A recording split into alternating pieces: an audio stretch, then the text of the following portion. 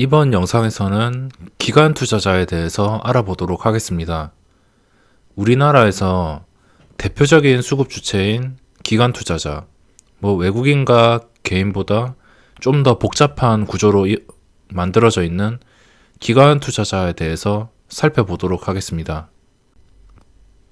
금융투자, 보험, 투신, 기타 금융 등등 다양한 기관들이 있습니다.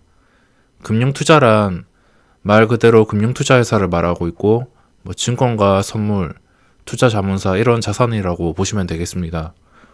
보험은 보험이고 은행은 은행이고 투신이 중요합니다. 투신이 투자 신탁인데 개인들이 펀드를 들어서 그 돈을 운용하는 건데 이 투신의 힘이 강하기 때문에 주식시장에서 투신의 움직임을 알아둔다면은 분명히 도움이 되실 겁니다.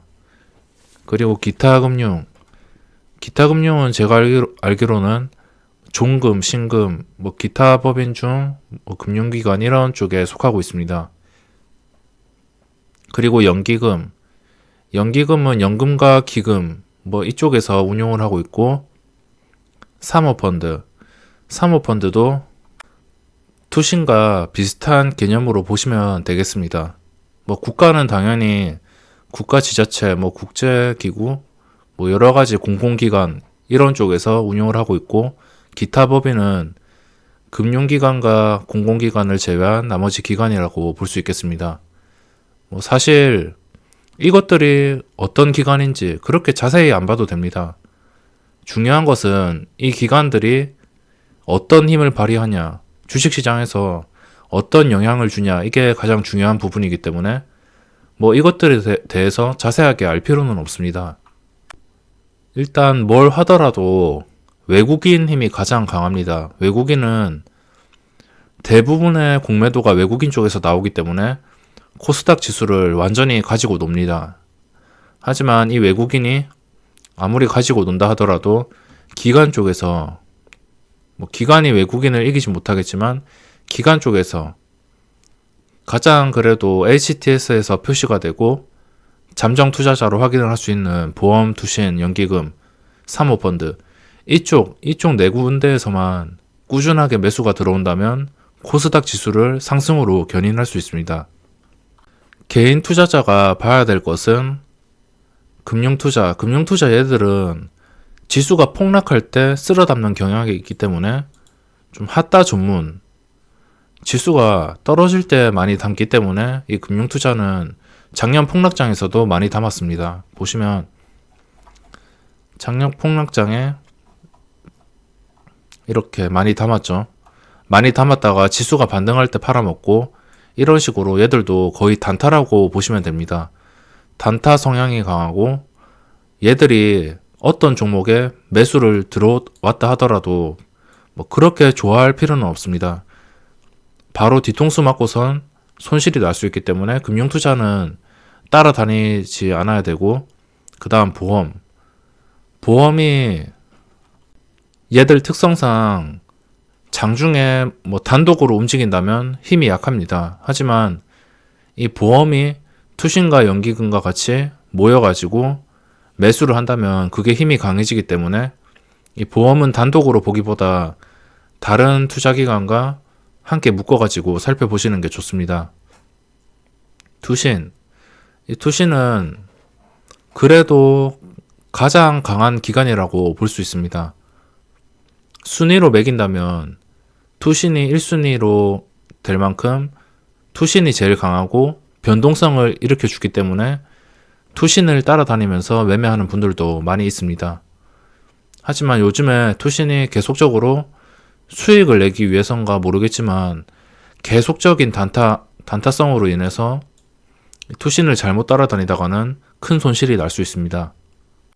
단타 성향이 강해지긴 했지만 여전히 변동성을 몰고 오는 기관이기 때문에 제 생각으로는 투신이 1순위라고 할 수 있겠습니다.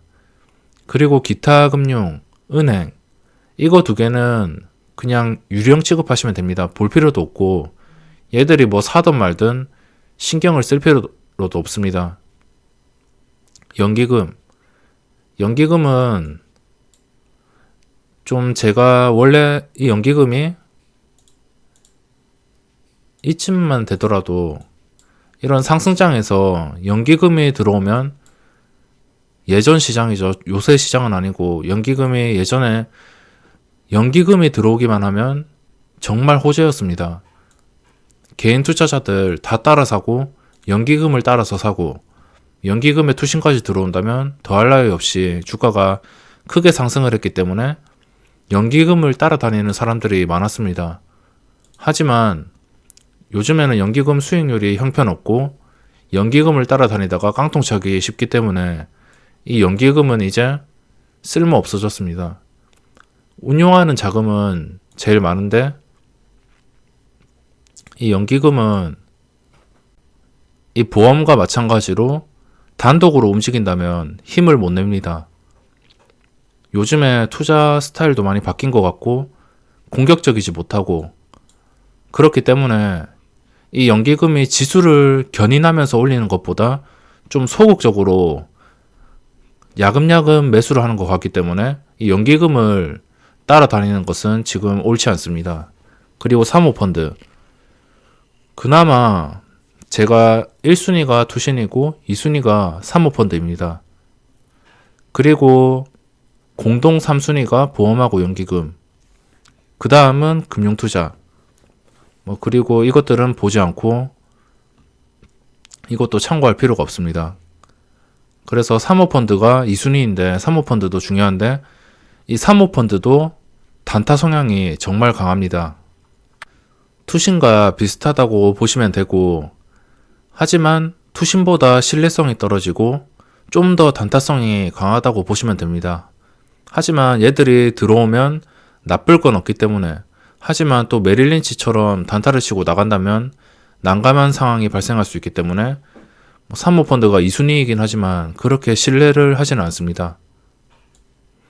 그래서 코스닥 증시를 올리기 위해서는 외국인의 힘도 필요하지만 외국인은 적당히 그냥 보안만 유지하더라도 기관 쪽에서 다 매수를 해준다면 코스닥 지수는 크게 올라갈 수 있습니다. 오늘도 반등장인데 반등폭이 적고 제대로 반등을 하지 못하고 또 윗꼬리를 달고 있습니다. 그 이유가 외국인이 계속 샀다 팔았다. 얘들이 진짜 주식시장에 안 걸릴 정도로 공매도 쳤다가 샀다가 이렇게 계속 반복되는 행위로 인해서 지수의 변동성이 커집니다. 장을 시작하고 한 1%까지 올랐다가 외국인이 급하게 팔아버리면서 저가까지 갔습니다. 변동성 보이시죠? 팔았다가 바로 산 거. 외국인이 이만큼 코스닥을 가지고 놀고 있고 장기적으로 외국인이 안 사도 되니까 외국인은 안 사도 되니까 이렇게 지수를 주무르지 말고 기관 쪽에서만 계속적으로 꾸준하게 단합해서 계속 들어온다면은 분명히 코스닥이 꾸준히 상승을 할 수가 있습니다. 그럼 어떤 기관들인지 간단하게 알아봤고 실제로도 많은 종목들이 이 기관 쪽에서 순위를 매긴다 하더라도 이걸 흔히 말해서 쌍끌이 매수라고 하죠. 기관들의 쌍끌이 매수. 여기서 외국인까지 더 사주면 좋겠지만 기관들의 쌍끌이 매수가 나올 때 외국인이 관여 안 하는 게 가장 좋습니다. 외국인이 관여를 한다는 건 보통 이런 기관들을 메릴린치가 많이 따라다닙니다. 메릴린치가 따라다니면서 기관들의 힘을 아니까 단타를 계속 치니까 변동성이 생기고 당연히 변수가 생기고 이 메릴린치 때문에 정상적으로 주가가 못 오르는 경우가 많습니다. 그래서 차라리 기관 쪽에서 매수를 할 때 메릴린치가 관여 안 하는 게 제 생각으로는 가장 좋다고 판단이 됩니다. 그래서 기관 투자자가 쌍끌이 매수가 이렇게 그림이 좋습니다.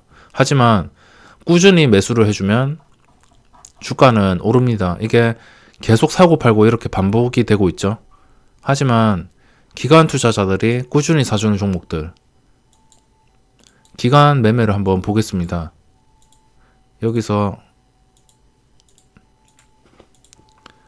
기관 투자자들이 사는 종목인데, 보통 기관이 사면은 그 당일은 주가가 오릅니다.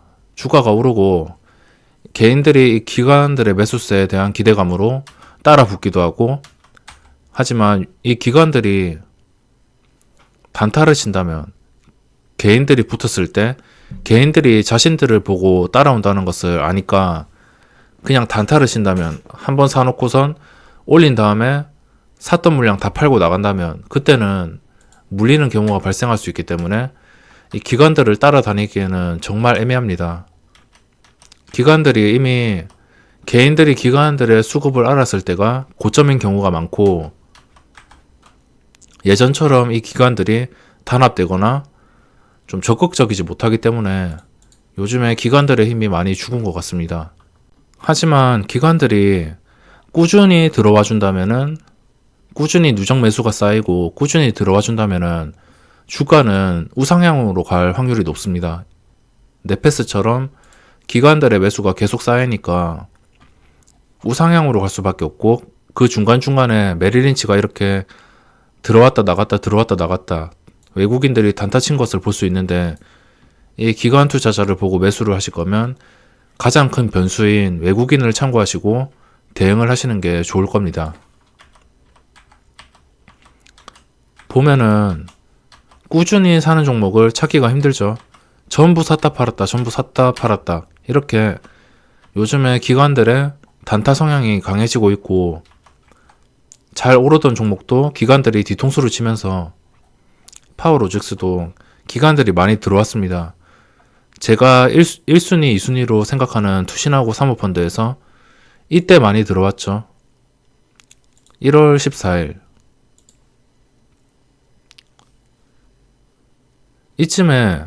이쯤부터 많이 들어왔습니다. 이쯤에 들어와서 주가를 이렇게 올려놨는데, 결국에 샀다 팔았다 반복하다가 결국에 이쯤에도 많이 샀습니다.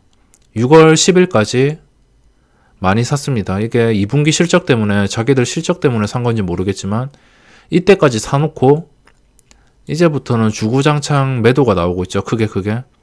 그래서 이 기관들을 혹시나 따라다닐 거면 무조건 줄 때 먹는 게 좋고, 계속 보유하실 거면 아예 첫 상승 때 잡는 게 가장 중요하고, 나중에 다 해먹었을 때, 주가가 다 올랐을 때 잡는 것은 그냥 짧게 먹고 치고 빠지는 식으로 대응을 해야 됩니다. 언제 뒤통수를 치고 나갈지 모르기 때문에 어떤 종목이 실적이 정말 기대가 되고 어떤 엄청난 재료가 있다 하더라도 기관 투자자가 관여하는 이상 얘들이 언제 뒤통수를 치고 나갈지 이거를 계산을 해야 됩니다.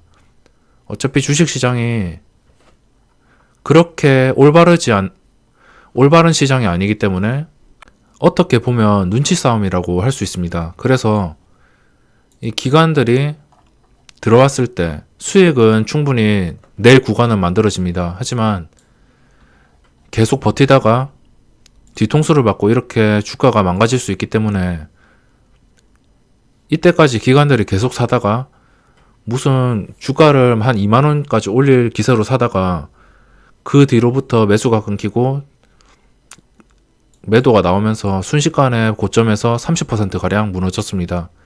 그래서 이 기관의 매매를 분석하고 따라하는 것은 외국인 변수도 같이 있고 시장의 상황에 따라서 여러 가지 변수가 존재합니다. 그래도 제 1순위 투신과 사모펀드, 이게 1순위이기 때문에 이 두 기관에서 꾸준히 들어온다면 분명히 단기간이라도, 장기는 모르겠지만 단기간에 좋은 성과가 날 수 있습니다. 기간에 대해서 간단하게 설명을 드렸고, 좀 더 자세한 기간에 대해서 이야기는 다음 영상에서 찾아뵙도록 하겠습니다.